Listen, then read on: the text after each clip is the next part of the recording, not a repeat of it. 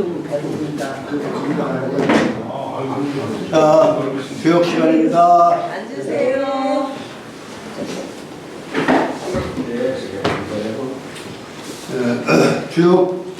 주역도 이게 고대 문명에 있어서의 가장 높은, 질적으로도 그렇고 가장 높은 그런 문명이요 학문인데, 이건 또 전통 유학에서는 전통 유학에서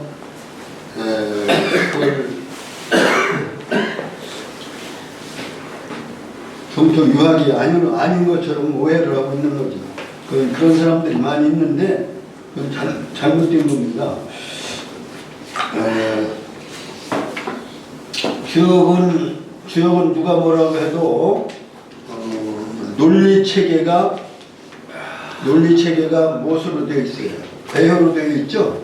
그 괴효로 되어 있고 그 괴효에 대해서 말씀을 달아놓은 계사로 풀이되어 있습니다. 그 계사를 보는 방법을 우리가 공자께서 써놓으신 것이 계사 상편과 하편이다. 그 계자가 매일 계자예요. 매달아 놨다 이런 뜻이에요. 매달아 놓은 말씀을 공부하는, 풀어놓은, 해설해 놓은 부분이 그 계사 상하편이다. 이 상하편의 개념이 주역에서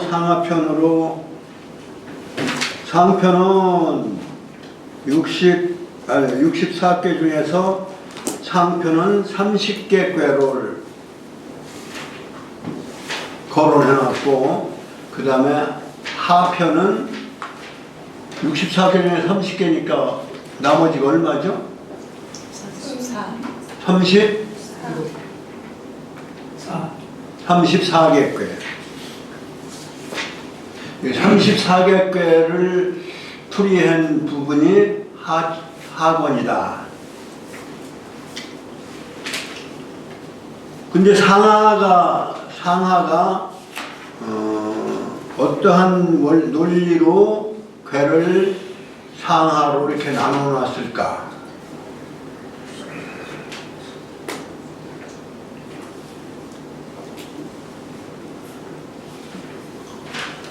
그래서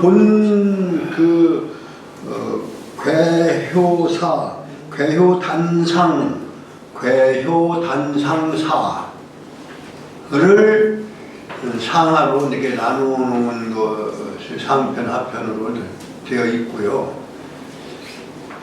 그 단상의 말씀, 그리고 괴사, 효사의 말씀에 대한 말씀을 해놓은 것이 바로 계사다.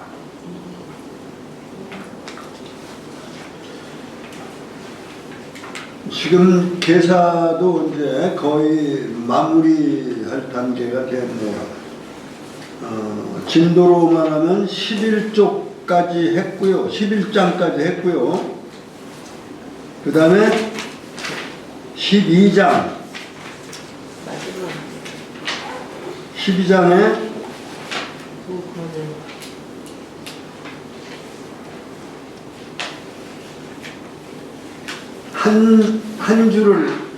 한 문장을 해설을 한 것 같은데, 안 하셨어요. 하여튼 시작은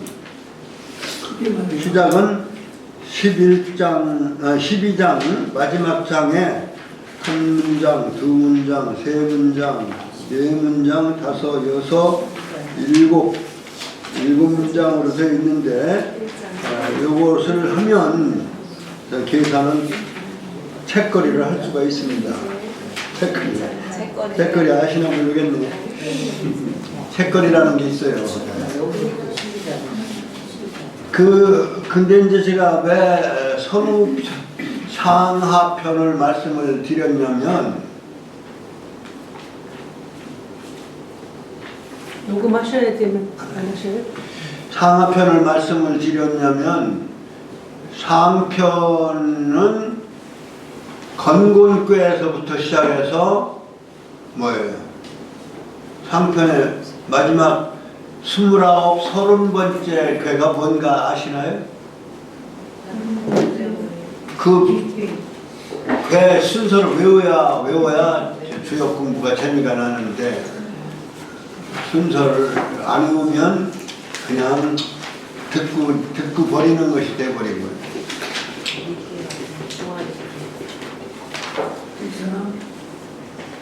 얘기를 잠깐만 비껴서 얘기하자면 손숫자에다가 쓸 꽃자를 쓰면 요즘 많이 쓰는 뭐라 그래요? 손수에다가 쓸고 그렇게 읽으면 뭐라고 읽어요? 쓰다라고 하는 건 뭐예요? 달다하다 쓰다. 입맛 쓰게 살으면 뭐라 그래요? 쓸 꽃자에다가 생활한다는 생자를 하면 뭐예요?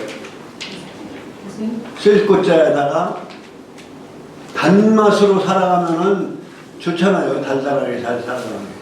근데 쓴맛으로 살아가는 걸 뭐라 그래요? 우리가 고생한다 그래요. 고생.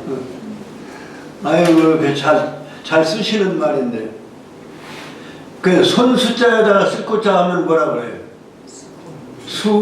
수고하셨습니다 할 때 손숫자에다가 쓸 꽃자 써요.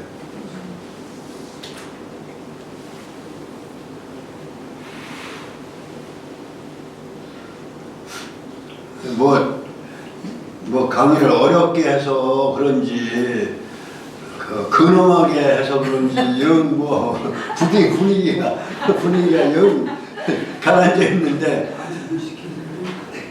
모든 일은 대개 무엇가 하느냐면 손이 하기 때문에 손이 하여튼 고통을 느꼈다 해서 꽂다 쓰대. 수고. 수고하셨습니다. 그 어원이 수고가 이렇게 써요. 요즘 한자 없어버렸으니까. 그러니까 대부분 요즘 모든 게 내 손 안에 있으니까 내 손으로 다 하잖아요. 그러니까 수고가 정말 맞는 말이죠. 요즘은 은행에도 안 가고 그냥 카카오로 이제 해서 지불할 거 하고 주문할 거 하고 그야말로 참 손의 시대인데 손은 8개 중에서 손이 뭐냐면 손이 어디 뭔가 한번 찾아봐 보세요. 425쪽에 5쪽을 보시면 건은 뭐라고 써요? 건은 머리가 되고 두뇌니까 몸을 지배하는 것은 사실은 뇌 아니에요. 뇌가 뇌 명령에 의해서 하는 거니까 참 아주 과학적이에요. 건은 수가 되고 그 다음에 몸뚱이는 뭐야? 몸뚱이는 곤이란 말이에요. 곤. 육신을 정신은 건이고 육신은 땅이란 말이죠. 그 다음에 지는 양이란 말이죠. 양이 처음에 아래에서 양이 시작되는 걸 우리 진괴라고 해요. 진하련. 그러니까 우리 신체 구조로 다리가 될 수밖에 없어요. 그래서 발족자 써요. 진이 족. 그 다음에 손이 고. 그 다음에 이제 다리 고자가 손꾀는 장력괴예요. 음으로서의 첫 번째, 음으로서 생겨난 첫 번째 음이기 때문에 장녀라고 하는 가족관계를 장녀. 그 진꾀는 장남, 장녀. 그 이제 아래서부터 이렇게 자라 올라오는 걸로 해서 그 다음에 감위이. 우리 이목구비가 뚜렷하다. 이렇게 이목할 때 귀자하고 눈 목자. 귀하고 눈이 총명의 조건은 눈과 귀가 밝아야 돼요. 눈과 귀가 안 밝으면 총명하지가 않아요. 그러니까 감이 이위 목. 그 다음에 뭐라 그러지? 수고할 때 숫자는 간괴. 양의 소남괴. 간방이 어디라고 했지? 간방이 우리나라예요. 동쪽이에요.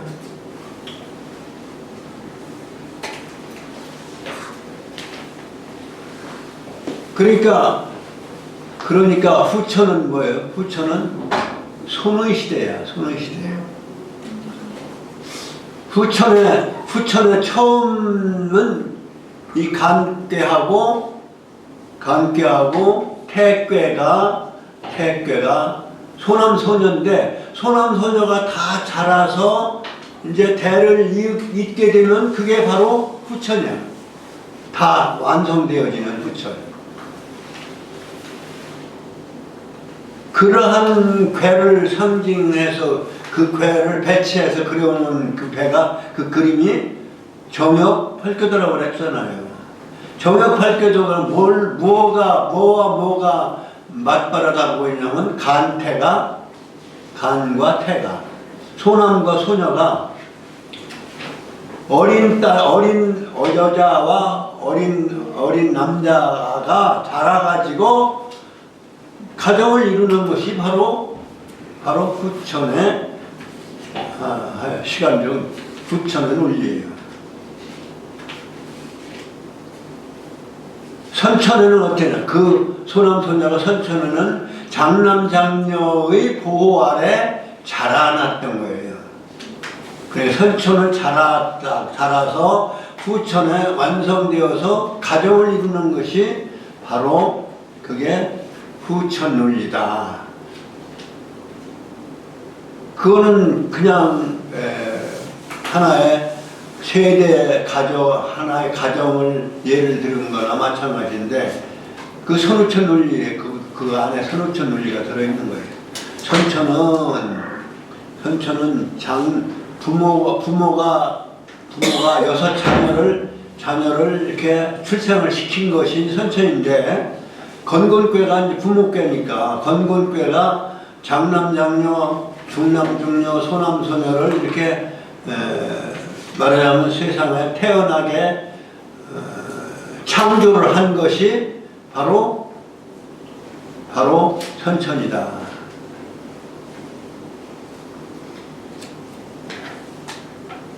가족론리를 상징으로 했다 하면은 이 가족을 중요시하는 것이, 가족 윤리를 중요시하는 게 유교 아닙니까?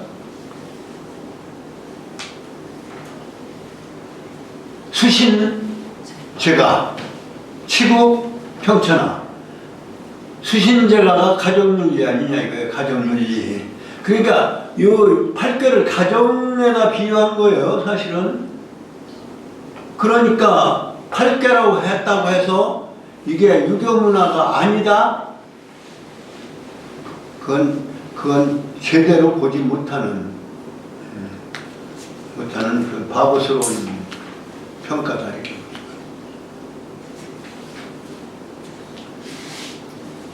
그래서 이 선천에는 건군은 사실은 몸뚱이에요. 건군이 없으면 안 돼. 아무것도. 다리가 한쪽이 어떻거나 고, 귀와 눈, 그 다음에 손과 입, 이것도 다 중요하지만 우선 몸이 있어야 되니까 건군이 그 주가 되는 거예요. 그러니까 8개 중에서 건군이 부모나 마찬가지. 가정으로 말하면 부모나 마찬가지. 그리고 맏아들은 장남이 되고, 진꾀가 장남이 되고, 그 다음에 맏딸은, 큰딸은 손꾀가 되고. 그러면 맞이와 막내와 맞이의 중간에 중간에 가름 말하자면 경계가 어디냐면 중남 중녀예요. 중남 중녀. 그러니까 중남 중녀는 말하자면 이제 지금 8개를 배울 때 참여를 안 하셨던 분이나 이런 분들 이제 많이 있어서 그런데 사실은 이게 이제 삼맥이고 이게 삼맥.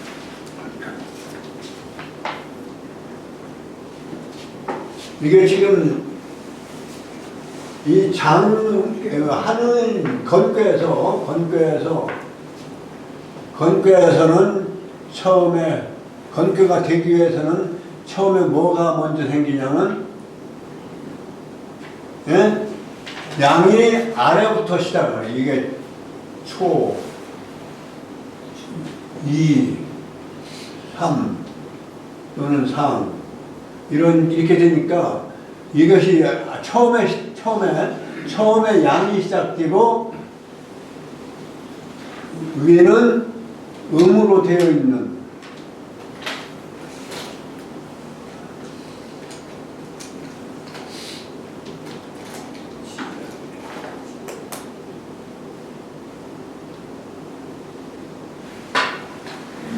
음으로 되어 있는 게 이게 장남이라는 얘기예요. 지금 얘기를 여러 번 해도 그냥 못 알아들으셨던 얘기를 지금 이게 장남괴예요. 이게 진괴고 진하련 아래가 연결되어 있다 해서 이것이 이제 처음에 양이 생겨나니까 이것이 장남이 되는 거예요. 양이 남이니까 가정으로 따지면 장남. 그리고 여기서는 반대로 이거 밑에가 음이고 위에가 양일 때는 이것이 장녀가 되겠죠. 이거는 진괴고 8개 적어도 8개는 외워놓으셔야 돼요. 이거는 손괴다.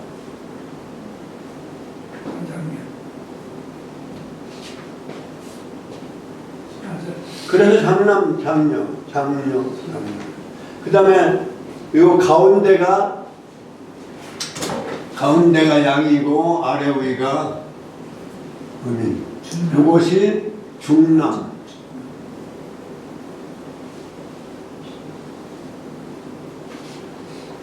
여기가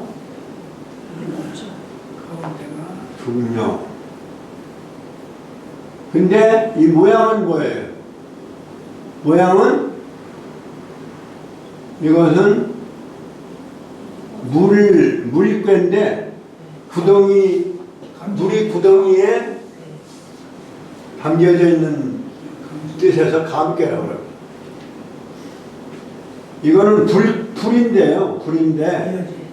불은 공중에 떨어져 있다. 해가 저렇게 떨어져 있듯이. 그래서 떨어질 이자 이괴라고 해요. 이건 불을 상징하고 이건 물을 상징하고 이거는 바람을 상징하고 이거는 우레를 상징하고. 기본적인 거를 모르시는데 자꾸 딴 얘기를 하는 거야. 그래서 이제 그 다음에 이제 이게 뭐예요? 장남, 중남, 그 다음에 소남. 젊을 소자 소남. 소남, 소녀. 이거 이제 가족 관계로 말하면 장남, 중남, 소남. 장녀, 중녀, 소녀. 그 다음에 자연물로 말하면 물, 그 다음에 바람, 그 다음에 불. 요거는 위에가 양이고 아래는 이러한 모양이 소나무개고, 자연은 뭐예요? 위에가 양이니까 겉으로 딱딱한 거예요. 그러니까 산이죠, 산. 모양은 산. 배 이름은 간. 간산. 그 다음에 소녀뼈는 밑에는 양이라 딱딱하고 위에는 부드러운 물이 담겨져 있는 거예요. 그러니까 이것은 연못, 연못 택자를 쓰.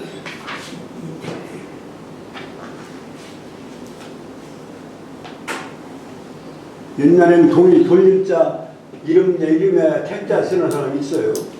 근데 요즘은 이제 그런 것도 없어질 것 같아요. 이거는, 그러니까 이것은 뭐냐? 이것은,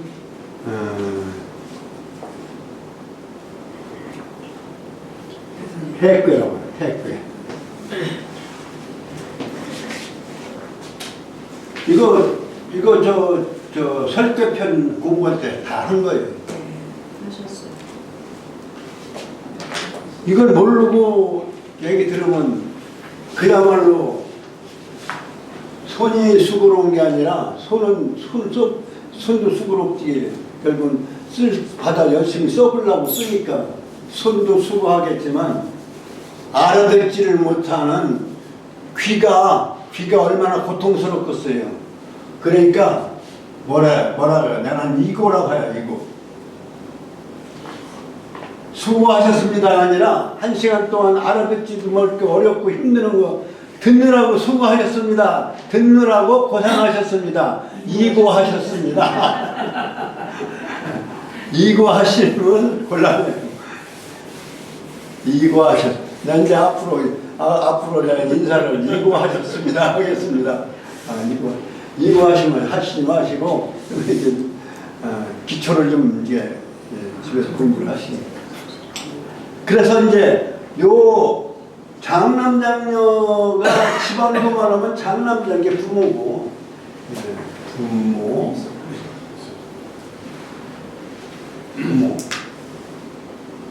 그 다음에 하늘, 땅.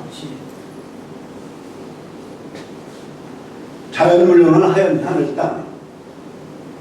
괴 이름으로는 건괴.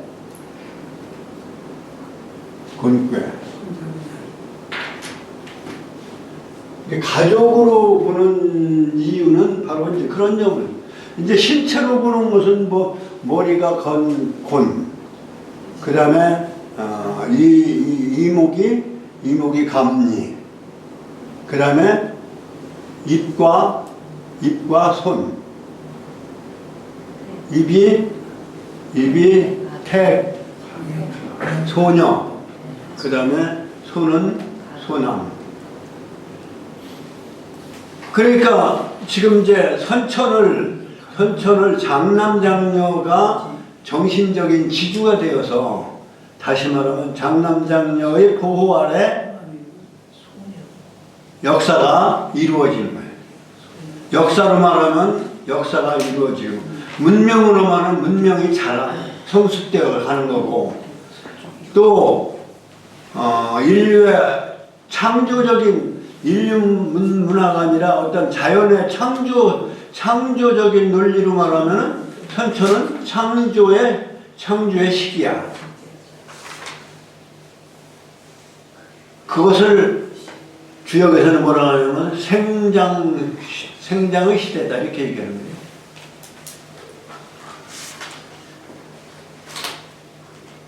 계절로 따지면 봄과 여름, 봄, 여름의 시대가 바로 선천이다 이렇게 말하죠.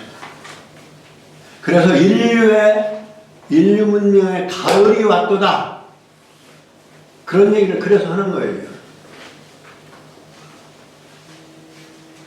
그러면 후천 시대는 누가 주인이 되느냐? 소남 소녀가 다 자라서 결혼하면 한 세대가 끝나는 거 아니에요. 그렇게 다시 시대가 다음 세대가 열리면서 후천이 이루어지는 거예요. 선천에서 후천으로 넘어가는 거예요. 하나의 인류, 전체 역사를 하나로 보면은, 후천은 마무리 시기예요. 그 몇만 년이 될는지는 모르지만, 후천은 마무리 되는 시기다, 이렇게. 5만 년. 후천 5만 년. 가정으로 말하면 소남 소녀가 결혼하는 그 결혼의 말하자면 그 상징을 그 괴사 또는 효사에서 그런 육신적인 결합을 상징적으로 말하고 있어요. 그게 무슨 꾀냐면 31번째 꾀인 함꾀다 이래요. 함꾀가 소남소녀가 결합된 꾀야. 함꾀가. 근데 함께 순서는 어떻게 되냐면 우리가 상식적으로 말하면 선천적 상식으로 말하면 남자가 위에 있고 양이 위에 있고 아래에 음이 있어야 될 것 같은데 그렇게 되어 있지 않고 소녀꾀가 위에 있고 소남꾀가 아래에 있다. 우리가 그러한 점에서 주역의 논리를 이해를 해야 돼요.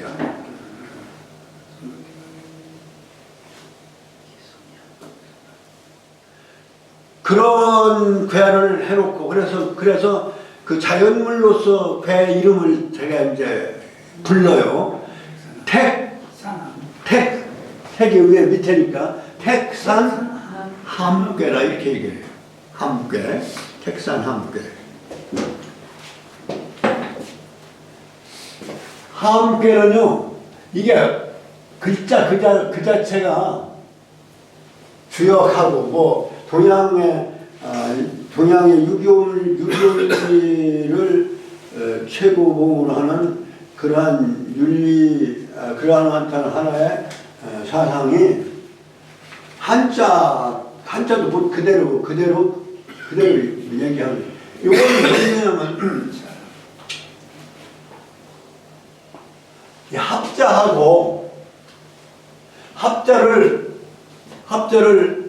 이렇게 되어 있는 공간을 하나는 이렇게 막고 위에를 이렇게 갖고 하나는 터진 그런 글자로 바뀐 거예요. 이게 합자를 사방을 막은 걸 뭐라 하냐면 동이라고 그래요. 합이나 동이나 합이 더 강하겠어요? 동이 더 강하겠어요? 꽉 막힌 데가 더 같은 거죠. 똑같은 거예요. 똑같아야 되고 여기는 한쪽이 터졌으니까 덜 같은 거예요. 합해진 거란 말이에요. 우리 합동이라는 말은 같이 쓰기는 쓰는데 그러니까 이 글자를 말하자면 한쪽을 터는 옆으로 하면 바로 이 글자가 되는 것이고 거기에다가 뭔 자를 붙였냐 바로 창을 그린 거예요. 창과자예요. 창과자. 창을 그린 거는 뭐라고 그랬어요? 제가 이거 여러 번 얘기를 한 거예요. 이쪽에 그러한 상황을 창을 가지고 지켜간다 이런 얘기가 돼요.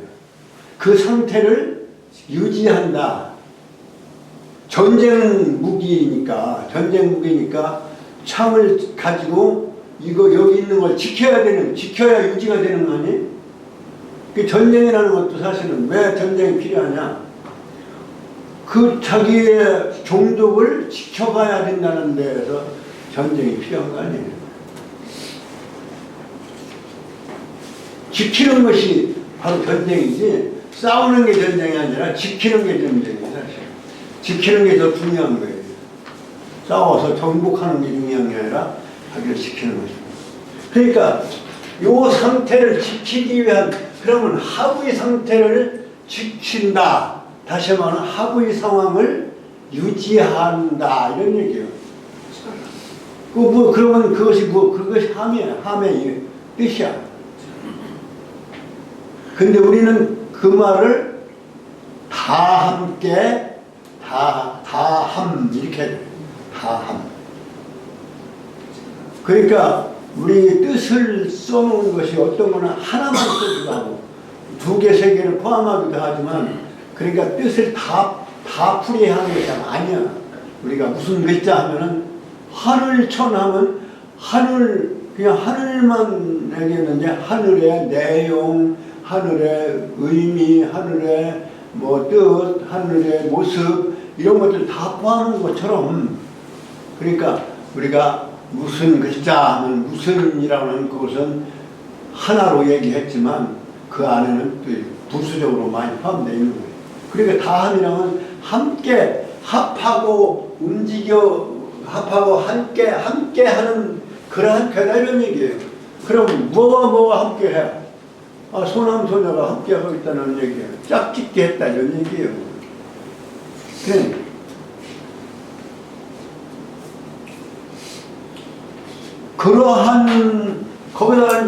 거기다가 그러한 마음, 짝짓기 할 때 서로 느끼는 마음. 그럼 느낄 감자가 되는 거예요. 조금 전에 제가 한 글자를 놓쳐서,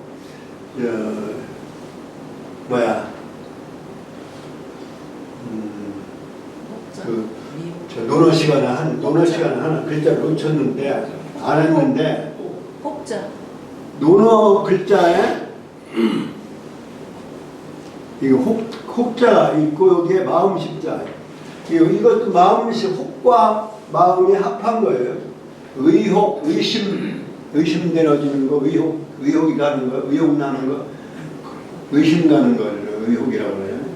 마음으로 혹, 긴가민가 하는 그것이 이제 혹인데, 그 변혹이라는 변체까지만 얘기하고 혹자를 얘기 못했는데, 요거는 입구 한일자 밑에 입구가 아니라 입구 밑에 하나라는 거예요.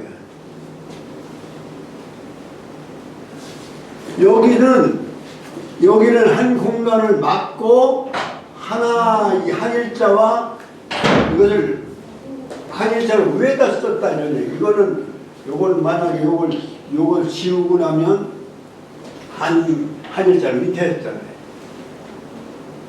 우리가 여기서 일자가 위에 있느냐 아래에 있느냐에 따라서 생각이 전체가 달라지는 거예요. 그렇잖아요. 그러니까 여기는 한 식구란 뜻이에요. 하나 입으로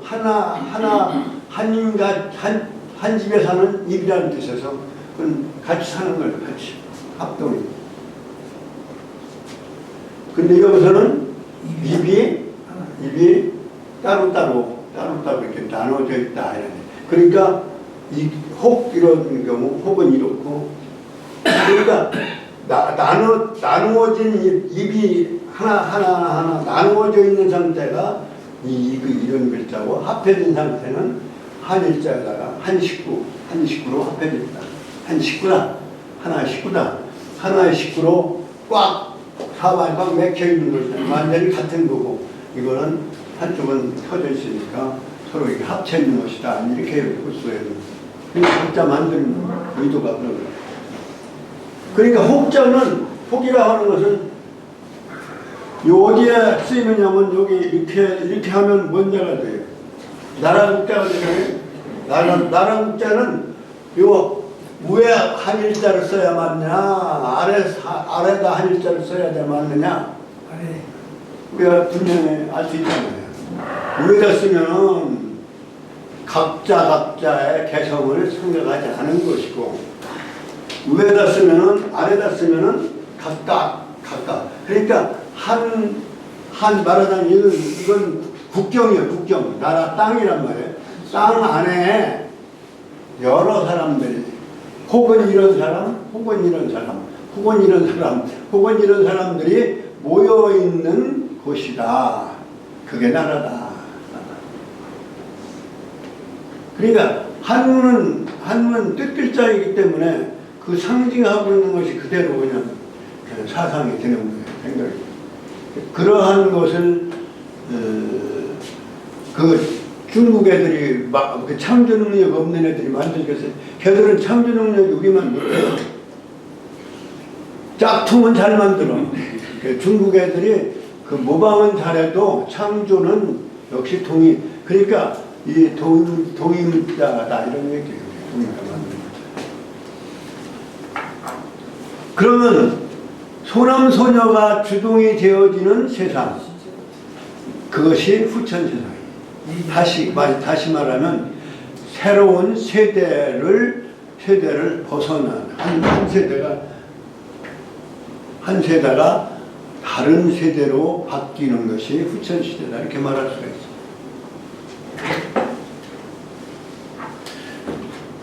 그것이 그 424쪽에 마지막 아니면 첫 문장의 마지막 바로 선택이 통기 연후에 능 변화하여 기성만물야 하나니라. 그 세대에 그 시기를 후천으로 얘기하는 것이고 그 시기가 바로 여기 가는 곳이다 이렇게 감히 말할 수가 있는데요. 지금 이제 우리가 그러면 선천은 어떤 상황이냐? 선천은 건곤이니까 천지죠. 건곤은 천지. 천지인데 나는 그 천도와 지도를 뭐라고 했냐면 천도는 시간운행 위주의 말하자면 하늘의 도리고 땅의 도리는 만물의 생육의 도리다 이렇게 이제 저는 규정을 해서 얘기를 했는데 그러니까 천지 그걸 다시 말하면 시간 공간 건고는 시간 공간이다 이렇게 얘기할 수 있다 이런 얘기야. 그러면 시간 공간만 가지고 모든 생명이 존재할 수 있느냐면 그게 아니다 이런 얘기죠. 뭐가 필요해요? 가장 중요한 게 물이다 이런 얘기예요. 그러면 물이 뭐예요? 물이 뭐예요? 물이 수 아닙니까? 물과 물로 결합되어 있는 괴가 뭐예요? 중수감괴다. 중수감괴. 그게 몇 번째예요? 그게 29번째. 상경의 마지막인데 마지막 직전에 29번째 감괴. 물만 있어서는 생명이 창조되지 않아요. 물하고 뭐가 있어요? 온도가 있어야 돼요. 그러니까 화가 말하자면 중화익괴가 30번째 놓여진 거란 말이죠. 그러면 천지, 건곤, 시공과 수하에 의해서 그 안에 모든 만물이 창조되는 원리를 담고 있는 것이에요. 그렇기 때문에 첫 번째, 두 번째 건곤괴에서 29, 30 수학계로 조직되어진 그 안에서 모든 것이 생성한다고 보는 거예요. 완전히 성까지도 하겠죠. 그 자연물이 성성하지만 그것은 인도가 있어야만 가능한 거잖아요. 의미가 있는 것이고 천지가 창조되고 아무리 아름다워도 즐겨 살아갈 인간이 없다면 아무런 빈 껍데기나 마찬가지예요.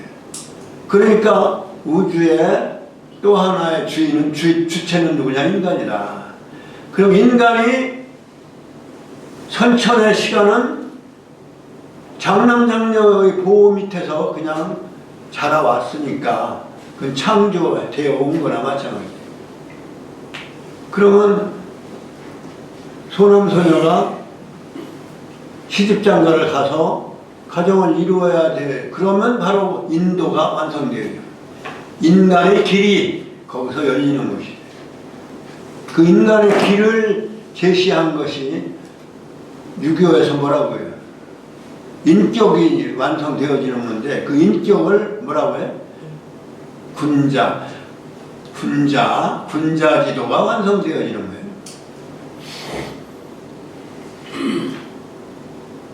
그러니까 성인은 장남장녀가 성인이라면 소남소녀는 군자예요. 그 성인의 사상을 배워서 태어난 뭐냐면 새끼들이요. 성인의 새끼들이요. 기독교에서도 뭐 마찬가지거든요.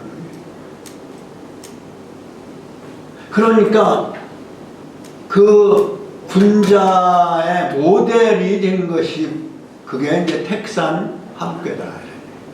택산 함께다. 군자가 된 거예요. 군자라고 하는 하나의 말하자면 인격체가 공식이 이루어진 거예요.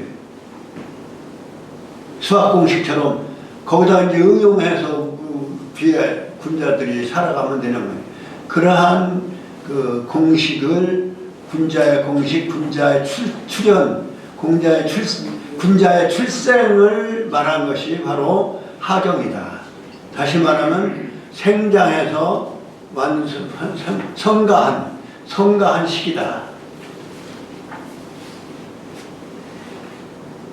우주를 큰 가정으로 보면 지금까지 선천의 시간들은 성인들이 역사의 축에 있어서 축을 담당하고 있어서 후세 사람들에게 늘 항상 가르침을 가르쳐 주신 거예요.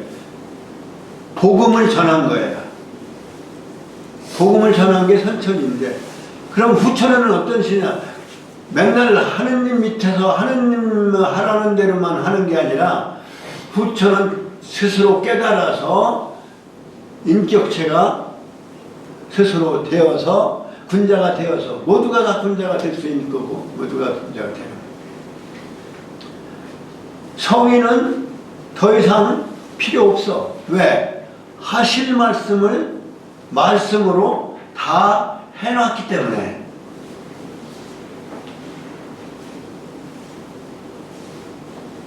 더 필요할 필요 없어요. 다 해놓으신 말씀. 선천의 성인이, 역사의 성인들이 하나가 아니죠.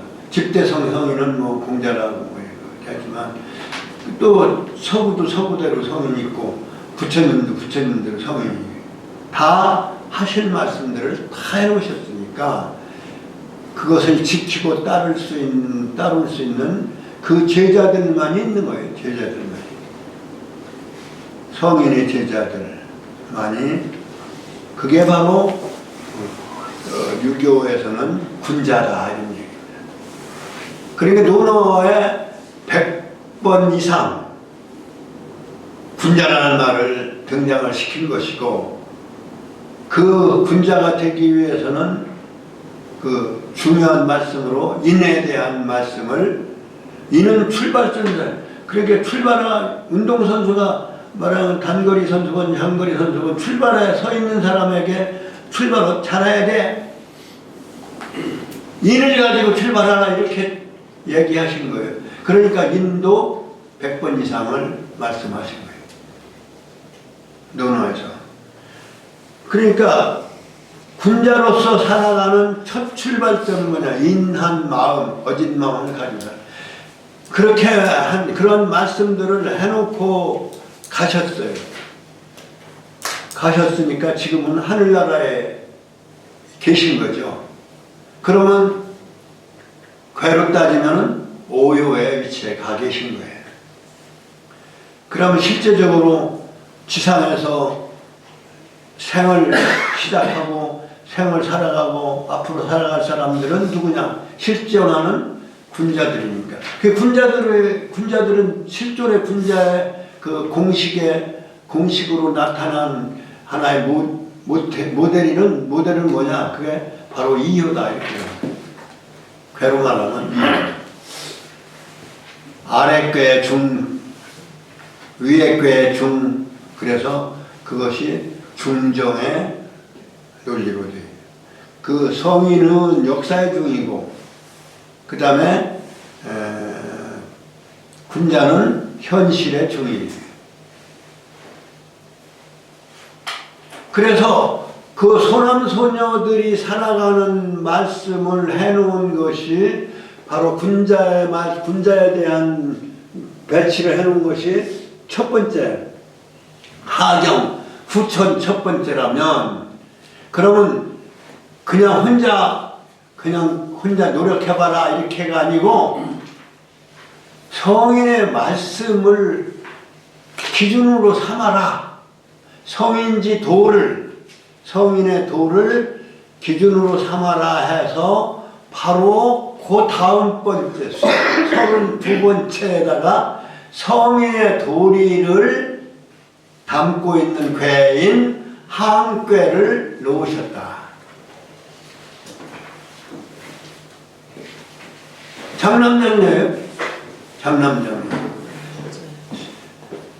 장남장녀에 실존하고 살아있는 음이 위에가 있고, 장녀가 위에가 있고, 장남이 밑에가 있는 실존적인 존재가 아니라, 장남은 위에 있고, 장녀는 밑에 있는 그러한 모습으로, 모델로서, 성인의 모델로서 말하자면 군자가 그 모델을 그대로 하나의 방향으로 삼고 목표로 삼고 살아가는 이정표로 삼도록 놓여진 궤가 바로 한궤다.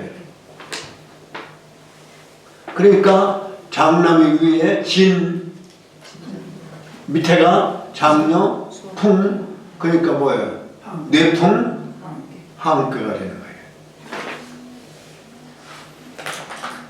그래서 후천 천머리 상녀, 후천은 누가 주인이냐? 하늘과 땅은 창조가 끝난 거니까 하늘과 땅이 주가 아니야. 살아가는 인간이 주인데, 인간도 성인이 가르침을 받아야 되는 그러한 후천적인 언제 그것을 역사적으로는 그 성인의 가르침을 이미 받아왔고 쌓여져 있고 그것을 모델로 삼아서 실제 살아가는 후천적인 젊은 말하자면 새 가정의 말하자면 주인공으로 되어 있는 거예요.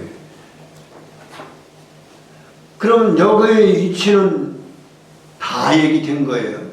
이렇게 해서 끝에 가서 다 얘기됐으니까 끝났지. 끝나면 뭐예요? 이 가운데였던 것이 수화는 중풍손, 중수감, 중화, 이괴로 되어 있던 이것이 엇갈린 궤로서 수화, 화수, 그것이 마지막에 놓여져 있는데, 수화 기재하면 뭐예요?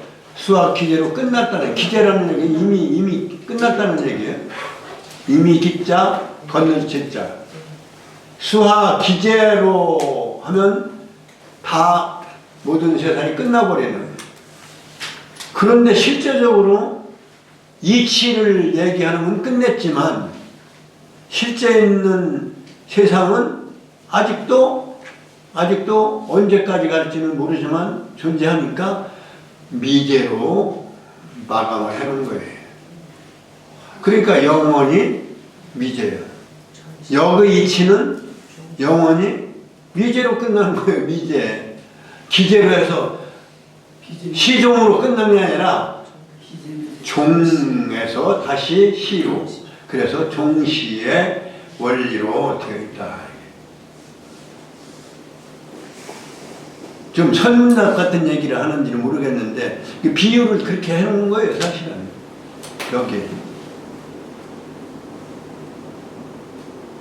그 거짓말 같지 않잖아요. 진짜 같잖아요. 네. 그러니까 진리라고 봐야 되는 거예요.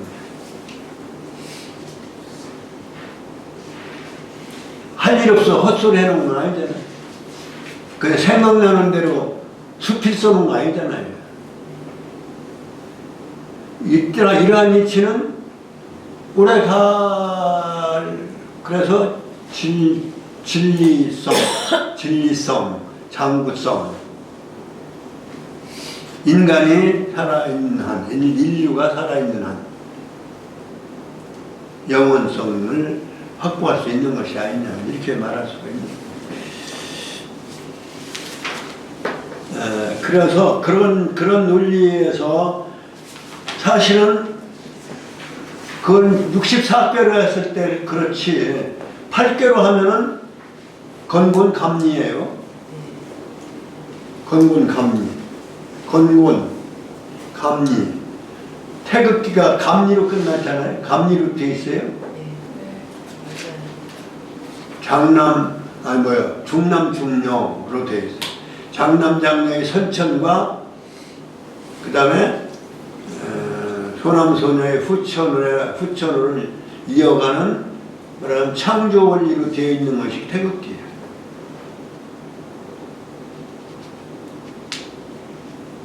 그러니까 중남 중녀가 축이에요.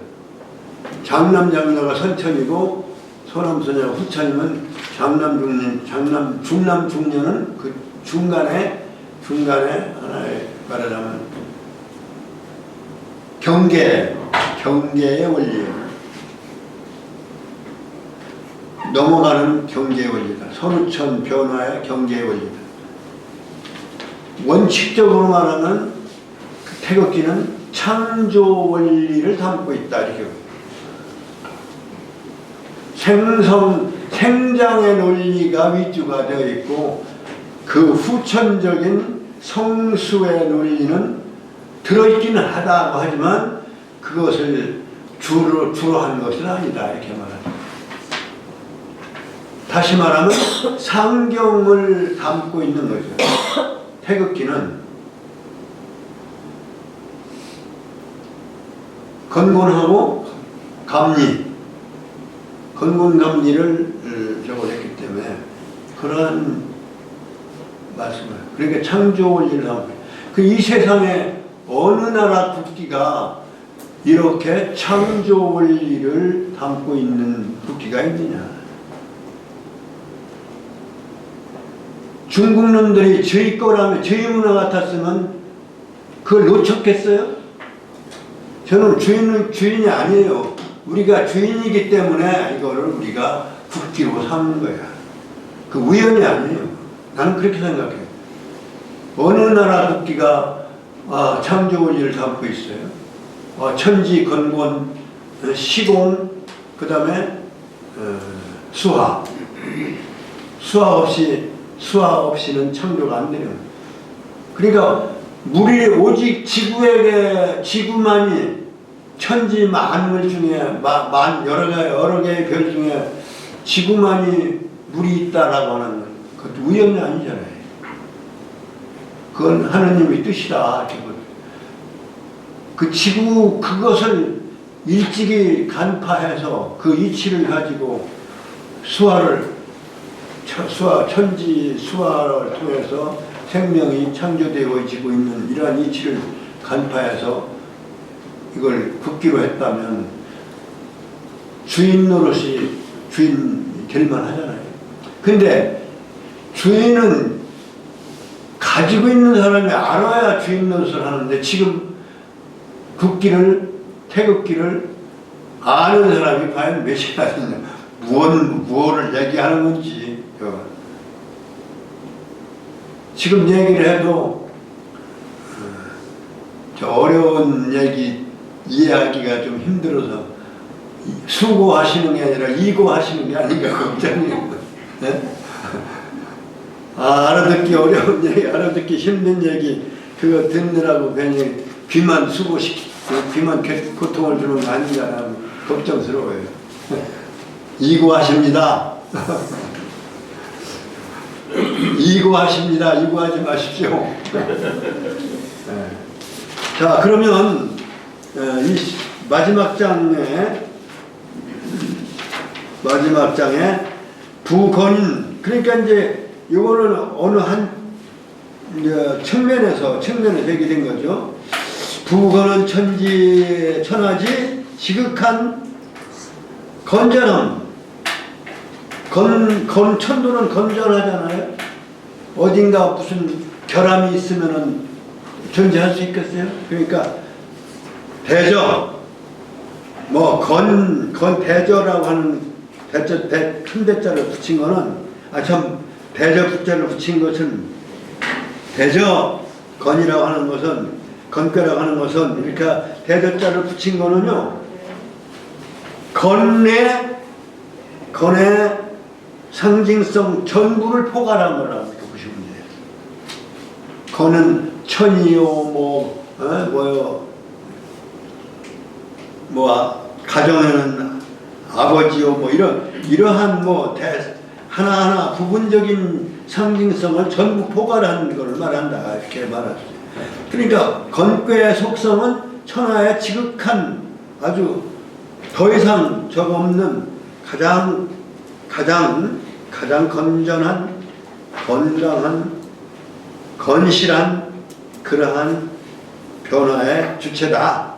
그러니 덕행이, 그러면 이제 덕행은 역시 이제 도덕할 때 도는 돌이라고 한다면, 덕은 그것에 아까 말씀한 것처럼 두 사람 관계로서의 하나의 실천적인 거다. 이론만이 아니라 실천. 그러니까 실천적으로 행동하는, 도덕적 행동을 하는 것을 우리는 덕행이라고 해요. 도덕적 행동을 하는 것이, 그러니까 건괴 속성에서 건전하여 결함이 없는 아주 굳건한 그러한 하나의 영원성, 그 건전성이 건의 속성이라면, 그것을 실천하는, 그것을 몸받아서 실천하는, 말하는 성인의 행동, 인간의 체득, 도덕적 행동, 덕향. 이것은 어때요? 덕향이 상.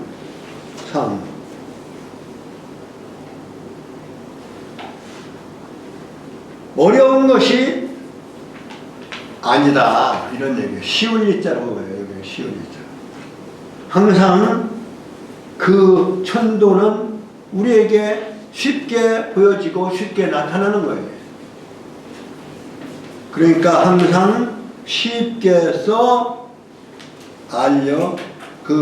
알려서 뭘 알리냐? 험한 경우를 알려주고, 시간의 흐름에서 우리가 험을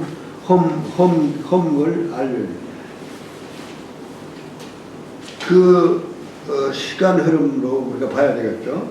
그 험함을 알려주고, 그러니까 어렵게 보여지는 것이 아니다 그런 거죠. 시간의 흐름이. 그 다음에 대저, 곤이라고 하는 것은 땅의 돌은 천하에 지극히 순응하는 존재이니, 순응이라고 하는 얘기는 하늘이 시간 운행을 하는데 땅이 거기에 따라서 한다는 뜻이에요. 그래서 순자를 붙인 거죠. 공간이 앞서갈 수가 없다, 이런 얘기예요. 사실 공간이 앞서가지를 못하고 시간에 항상 어울려서 함께하는 것이고, 그러한 점을 지순이라고 이렇게 표현한 것이죠. 그걸 도덕성으로 말하면 아주 지극히 아주 순하고 말하자면 말을 잘 듣고 순응하고 이런 것이죠.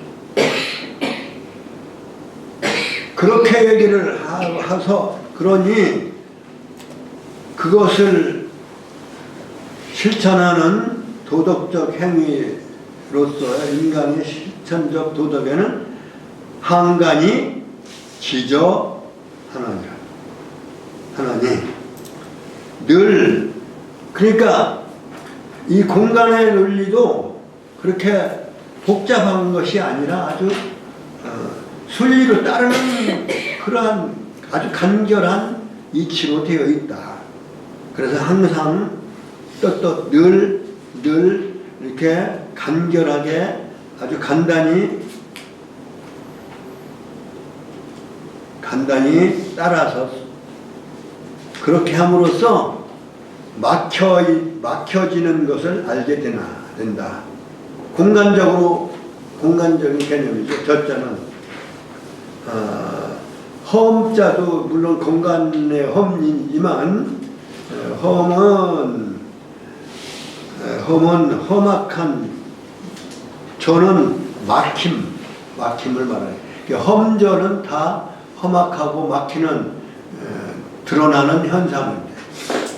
그러니까 드러나는 현상은 그렇게 어렵게 뭐 비바람이 치고 또 자연현상의 어떤 지진이 일어나고 뭐 이런 것들에 다 그 천지 건곤의 그 지순한 그냥 이간 쉽고 간결한 그러한 법칙성을 통해서 우리가 험저한 어려움과 막히는 일을 알 수가 있는 것입니다. 그게 이제 바로 이제 역지위서야 앞에 역지위서야 하던 두세 번의 이야기가 있다가 그 다음에 10장부터는 그 말은 빠지고 여기에 결론으로서 건곤의 이간을 통해서 험저를 깨달을 수 있는 어려움을 극복하려고 하는 것이고, 그 다음에 능열저심하야 능연저우지려하야 정천하지 길흉하며 성천하지 미미자니 시고로 변화운이의 길사유상이며 길사유상이라 상사에 지기하며 점사에 지례하나니라. 여기 점치는 거 얘기 나와. 사실은 점에 무시가 되어진 게 아니에요. 이러한 이간한 하나의 법칙성을 통해서 우리가 깨달을 수가 있는 거다 이런 얘기죠. 그러한 그 그릇은 현상적인 것이고, 레라고 하는 것은 현상적인 그 현상이 기고, 레라고 하는 것은 시간적인 그러한 의미를 표현한, 보이지 않는, 기는 형이 하적인 거고, 온다고 하는 것은 형상이 아닌 시간적인 형이 상적인 것에 오는 것이기 때문에 여기서 형이 상적인 것과 형이 하적인 그러한 세계를 미리 알 수가 있다. 그러니까 결과적으로는 점도 칠 수 있다는 얘기가 되겠죠. 그러니까 결론은 그런데, 결론이라기보다도 하여튼 저 지기지례를 이제 설명하고 있는데, 그 앞에 능열저심, 능연저후지려, 이게 마음 심자하고 생각할 여자가 끝에, 저자는 뭐예요? 저자는 지어의 못일제자가 아니고 갈지자 늘어자의 준말이다. 뭐뭐에서 뭐뭐해 가는 것, 뭐뭐에로 뭐뭐해 가는 것. 그러니까 능이 마음에로 기쁠 열자예요. 능열저심, 그 마음 속에로 기쁨을 향해서 갈 수가 있는 것이며, 그러니까 기쁨을 누릴 수가 있는 거예요. 세상에 건곤의 이간한 법칙에 의해서, 이간한 원리에 의해서 나타나는 세상입니다. 그리고 인간이 한계 상황에서는 어떻게 할 수 없는 그러한 위대한 천지 자연의 질서를 깨닫게 되고 그렇게 함으로써 마음으로 기뻐할 수 있는 것입니다. 마음속에서부터 그것을 기뻐하게 할 기쁨을 누릴 수가 있으며 능연저후지여하는 여기서 제후의 제자가 아니에요. 여기서 앞에 얘기하는 지어의 지어 후지려라고 하는 것은 이제 제자는 지어의 조동사 지자와 전치사 어자의 준말이다. 앞에 저자는 같은 뜻이고 제후국가의 제후라는 뜻이 아니고요. 여기 후자는 기다릴 후자예요. 시간적으로 기다리는 그러한 염려에 연지할 수 있다. 그것을 말하자면 캐낼 수가 있는 것이다. 그러니까 시간 변화를 통해서 미래를 예측할 수 있고 또 험저의 그러한 변화를 걱정해서 그것을 대비해 보기는 해볼 수 있지만 그러나 워낙 큰 천도와 지도의 변화 그걸 어떻게 그 변화를 그냥 즐기고 그거를 캐볼 수 있어서 그냥 천하의 길과 흉을 정해보는 것이며 천하의 미미제 미라고 하는 것은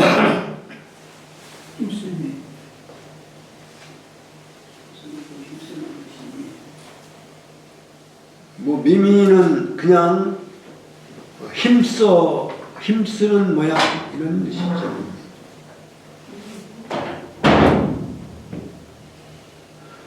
그러니까 천하의 모든 변화에 그냥 거기에 따라서 힘씀을 이루게 되는 것이니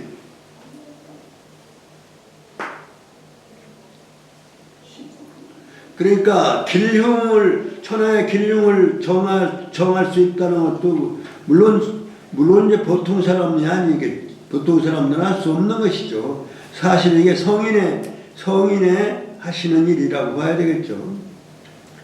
그러니까 여기서 길흉이라고 하는 말을 주역에서 많이 등장을 하는데 그 길흉은 천지자연의 질서 속에서 생겨나는 피할 수 없는 그러한 길흉입니다.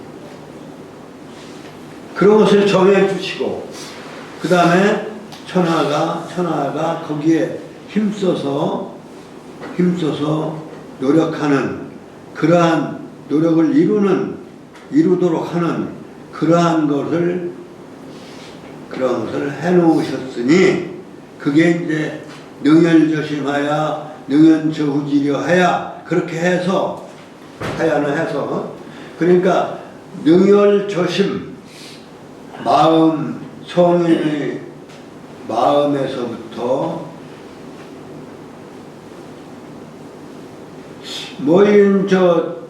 말씀문자변에다 이 옆에 쓰인 글자가 뭔자냐면 태방태자예요. 그러니까 태는 어떤 모습이라고 그랬어요? 태는 기쁨을 나타내는 데다. 우리가 아까 426쪽에 설계편을 봤는데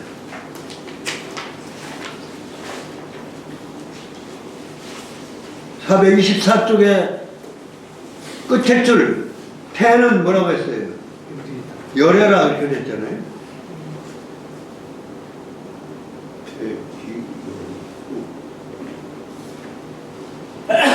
태는 이게 동물로는 태는 양으로 얘기를 해서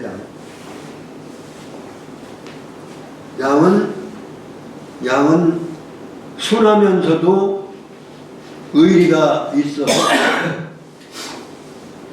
자신을 희생해서 전체 무리를 위하는 그러한 존재다. 그래서 양양자 밑에다가 나 아자를 써서 오르르 이자가 됩니다. 내가 양의 생활 태도와 같아지는 것이 오르르 이자다. 글자 풀이를 하면 그렇습니다. 양이 어떤 점이냐면 바로 양은 잘 때 전부 꼬리를 안으로 하고 밖으로 앞을 내세워서 이렇게 원을 그리다시피 하고 한다는 거예요. 물론 무슨 벽이 있으면은 벽을 기대서 그걸 방어를 받겠지만 하여튼 방어하면서 단체가 되어서 그렇게 하고 잠을 잔다는 거예요. 잘 때도.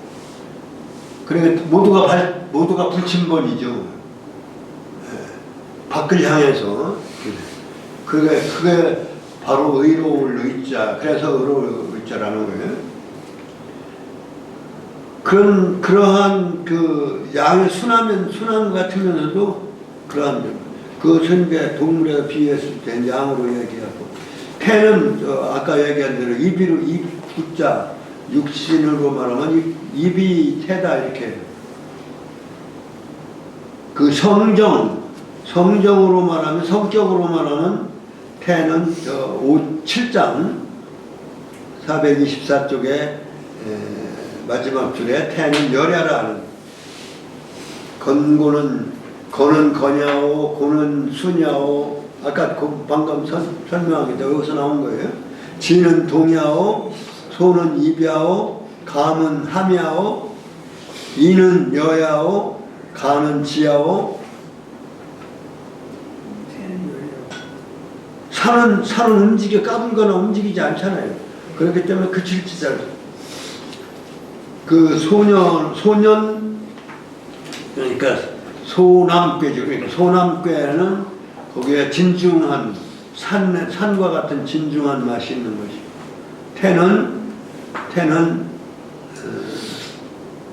소녀는 입을 상징하는, 잘 짓거리고 또 조그만 말에도 그러니까 즐거워하고 기쁨을 깔깔거리고 웃는다는 그런 열에 속하는 거라고 말하겠지만, 여하튼 그러한 어떤 그 성격 이제 거기에서 우리가 볼 수 있는 것이 뭐냐면 그 능열저심하는 그 여러 태의 속성, 태의 덕성을 배우고 후에 염려에 갈고 닦일 수가 있어서, 그러니까 그걸 연구한다 연자인데요. 연구 연자는 이것도 우리가 잘 봐야 될 것이, 글자로 말하면 연자는 어떻게 구성됐을까? 옆에 이게 원래는 갈연자인데요. 돌석자에다가 천간간자를 2개를 썼어요. 이거를 합쳐서 이렇게 쓰기도 하죠. 근데 원래가 6글자예요. 천간간자 2개예요. 그러면 천간은 뭐예요, 사실은?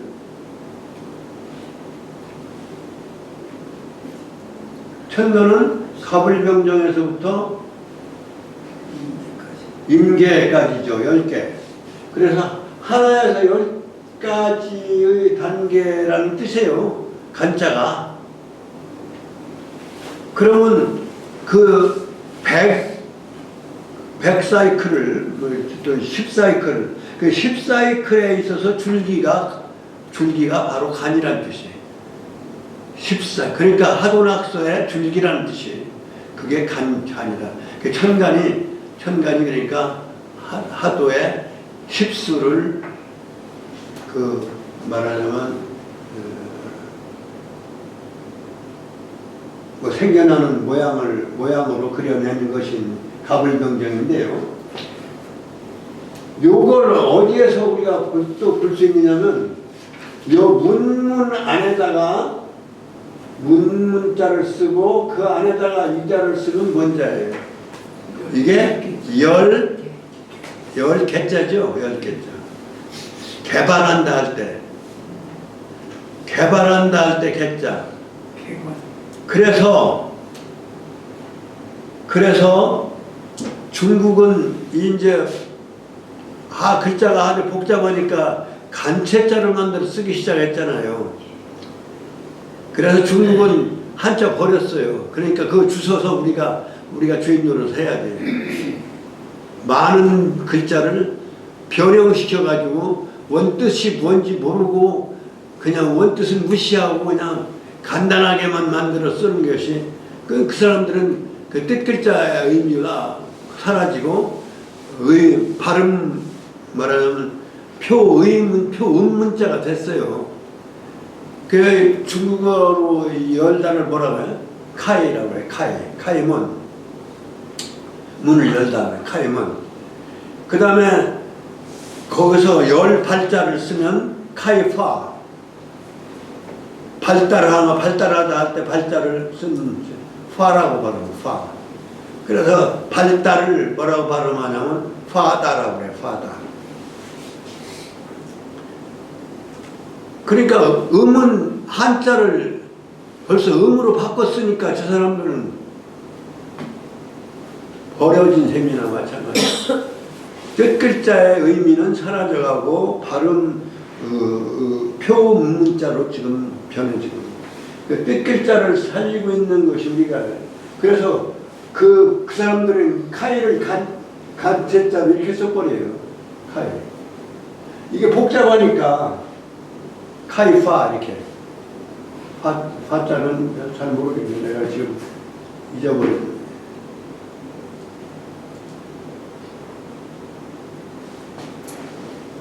그건 열의 하나까지 몇 개예요? 20개잖아요. 20개. 20개가 어디 뭐라고 그랬어요?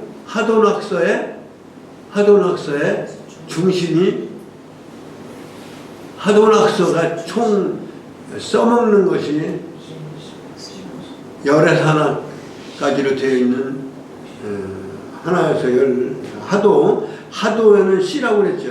그 시가 열매할 때까지는 말하자면 열에서 한 번, 열까지, 하나에서 열까지, 또 하나에서 또 나머지 9가지 써서 그것을 다 낙서까지를 다 쓰면 그게 이제 백수가 된다고 그랬잖아요. 근데 그걸 말하는 거죠. 그러니까 천간 한 사이클의 시간과 한 사이클의 시간을 이게 캐내는 거예요.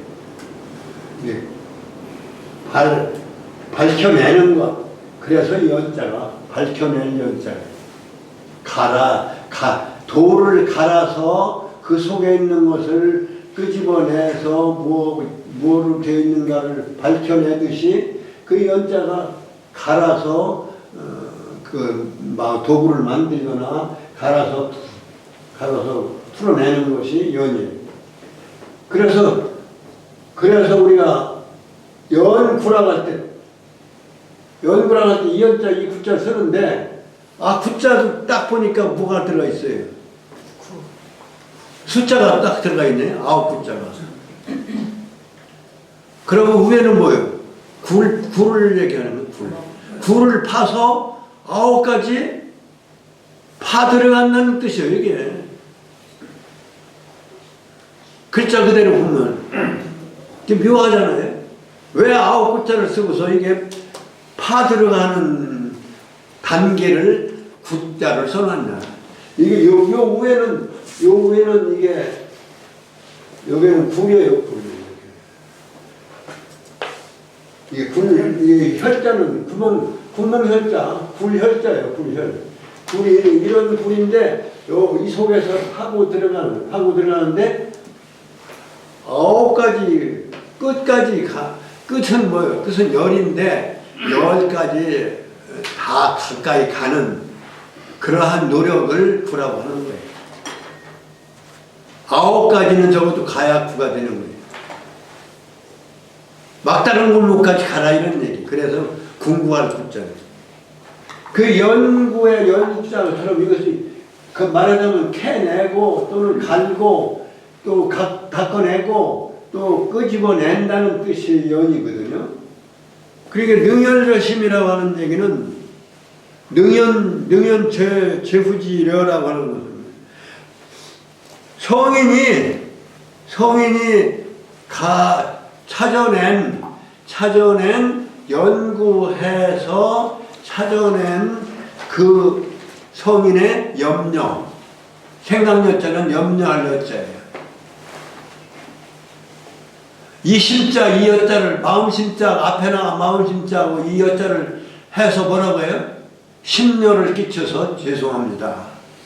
심려라는 말이 왜 나왔냐? 여기서 나왔어요. 그 여라고 하는 것은 걱정할 여자야. 그냥 생각하는 게 아니라 걱정하여 생각하는 여자예요. 그러니까 마음으로 걱정하여 생각하는 사람 누구야?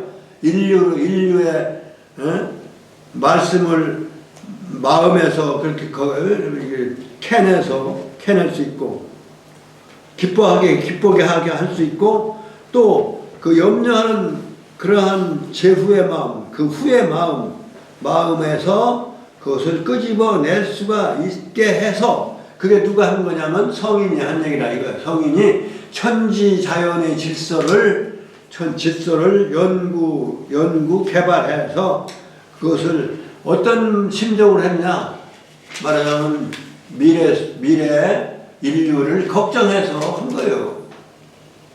성인이 하신 말씀들은요 4대 성인 어느 성인도 똑같습니다. 인류를 걱정해서 하신 거예요.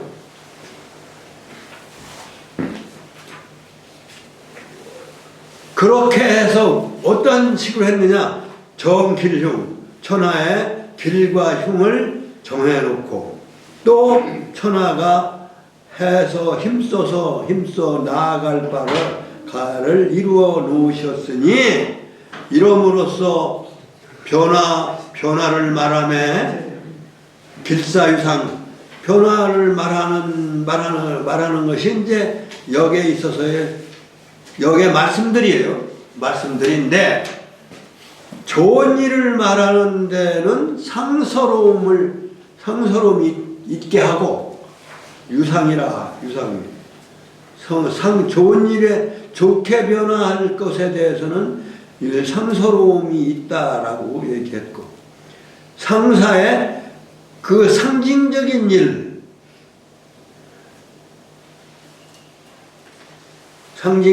일을 말하는 데는 그러니까 일을 상징화해서는 직이하기도 하고 점사에는 또 지례한다. 그러니까 일을 그러니까 여기서 상징하는 것은 뭐냐면 그 상징 논리는 괴상이죠. 괴상을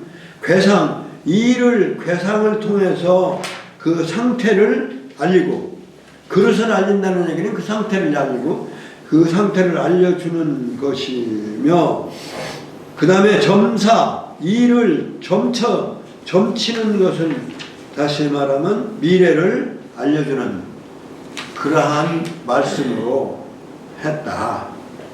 그러니까 시고로 한 다음에는 그 점사의 방향을 말씀해 주신 거예요. 길사에는 상서로운 일을 얘기를 했고 그 다음에 괴상의 상태가 나타나면은 그것은 하나의 그러한 그 현상적인 그 그릇은 현상체를 알려줬고, 모양, 현상으로 나타나는 모양에 대해서 알려줬고, 그 다음에 일을 점치는